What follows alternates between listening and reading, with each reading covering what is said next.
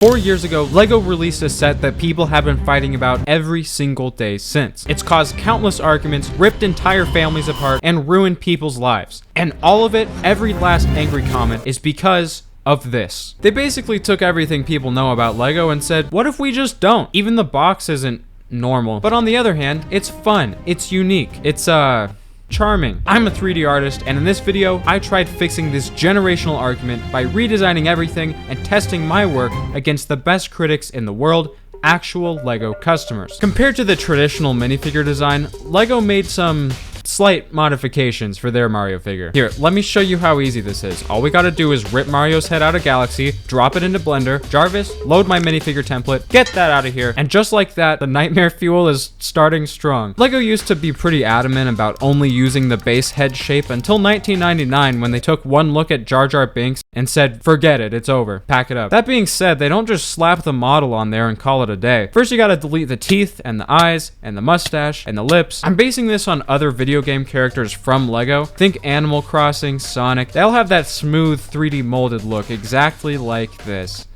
I should probably draw the face now. I haven't made a LEGO head like this before, but it can't be that difficult.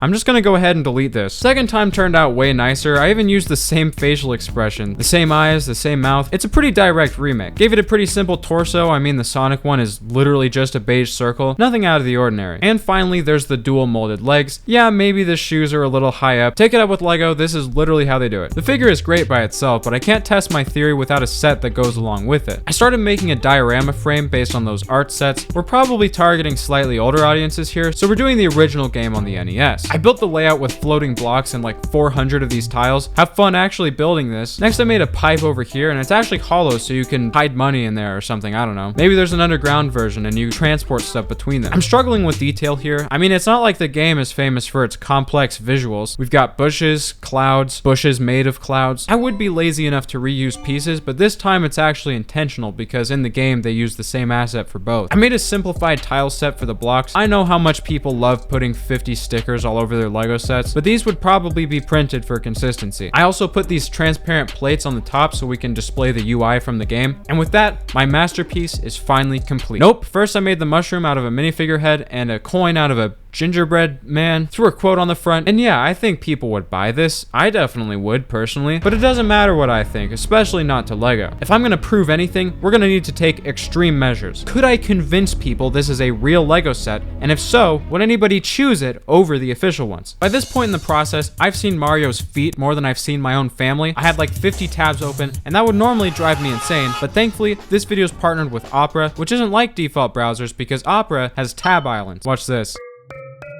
Tell me that's not satisfying. I love how you can mark tabs with emojis. I'll be looking at the most abominable design I've ever seen saying, yeah, this one's feeling like a palm tree. They've got built-in ad block, built-in VPN. They've even got a built-in AI named Aria that just kind of sits there on the sidebar so you can ask it whatever you want. You ever see those delusional Twitter posts that are like 14 paragraphs long? Yeesh, take it to a publisher. 2 clicks and Aria summarizes the whole thing, no problem. Better yet, if you open the transcript for a video, you can use it to summarize those too. Look how easy it is to play music. You just open up the player, pick your favorite platform. Did it work? Oh! Despite all the crazy features, it's still faster, safer, and smarter than default browsers. So get on down to my link in the description and try Opera today for free to see how it can improve your browsing experience. But that's enough of that. Let's get back to the video. The thing about LEGO sets is they usually have all these tiny features and accessories that aren't really the biggest part of the marketing. The cat comes with extra eye colors, the treehouse comes with different leaves, the Deku tree comes with a second mortgage, geez. I don't have those kind of resources, so we gotta get creative here. Enter the Goomba. LEGO already has a model for these, taking up a total of 10 pieces. These are a lot less controversial than Mario himself, but the shape only works if the style stays exactly the same. I decided to borrow a Goomba model from Nintendo and gently removed everything but the skin. Next, we hollow out the entire body, drill a hole in the feet so it can stand on stuff, and finally we slap on a nice homegrown decal. This makes me extremely uncomfortable. I even added a stud on the top so you can stack 2 or 3 of them. Build an army, be like those Star Wars collectors, fill entire rooms with them. Honestly, these things are pretty cute. I sure hope nothing bad happens to them. Mario, what are you doing here? And why do you have a trebuchet? I did some research into other fake Lego sets, and man, people will fall for literally everything. Instagram is bursting at the seams with these AI Lego posts, which usually have some dumb thing made out of fleshy goop, and then all the comments are asking where they can buy it. Why would you want this in the first place? Even though people might fall for it, regardless of how fake it looks, there's a couple things I need to address. Number one, the coin is awful. Yes, it's cute that it's a gingerbread man head, but it draws too much attention, and it's gotta go. I made these custom molded ones. There's definitely other ways to do this, maybe printing on a plate like this. It could go either way. I made a modern mushroom variant to see how that would look, and even threw together the 1-up versions of both mushrooms. Throw in some extra blocks and we're up to like 10 accessories now. That's all I can really do without making a custom box. Custom box is now complete. I cooked this bad boy up in Photoshop real quick. I'd say it looks pretty realistic. I even put pieces in there so it sounds like a real set. Compared to the original, it seems so obvious to make it this way, so why did they do it the other way? Well, I bought the set, let's figure it out ourselves. The Mario figure itself is much more terrifying up close, at least until you put batteries in so it can stare at you passive aggressively while you try to get the Bluetooth working. Oh, hold on guys, I gotta film this later. I gotta update my Lego set. Don't worry though, it'll only take up to 30 minutes. Why does he look like that? After the DLC was done installing, I finally got to build the set, and I gotta say, this bad boy is actually pretty advanced. He's got pattern and color recognition. This is a human being. The gameplay itself, it's not really for me. But if other people enjoy it, who cares? Let them enjoy it. It's not like Lego's gonna run a theme for 4 years without anybody caring about it. So then what's the problem? Why is everyone up in arms about it? Well, my theory is that older audiences care more about displaying their sets rather than actually doing stuff with them. It's a good thing I wasn't into this kind of stuff when I was a kid. That would have been expensive. My first thought when I finished building it was, where am I gonna put this? It's not convenient to move, it doesn't look as good as my other sets, but maybe that's not the point. Before I show this to real customers, I wanted to get an expert opinion. This is Tiago. He's a Lego YouTuber and he has actual experience designing stuff for Lego, so I wanted to get his side of the story and whether he thinks it's convincing or not.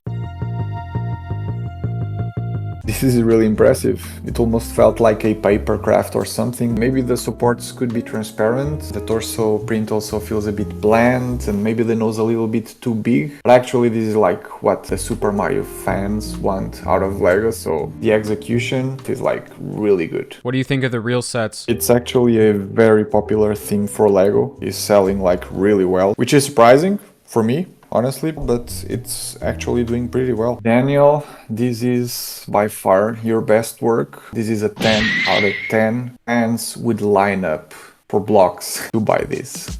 Well done. With Tiago's approval, it was finally convincing enough for real-life customers, so I went to the Lego store to conduct a little social experiment. My brother's a big fan of Mario. We're debating which set to get. This one? That's kind of what I'm voting for. Yeah. It's got that retro look.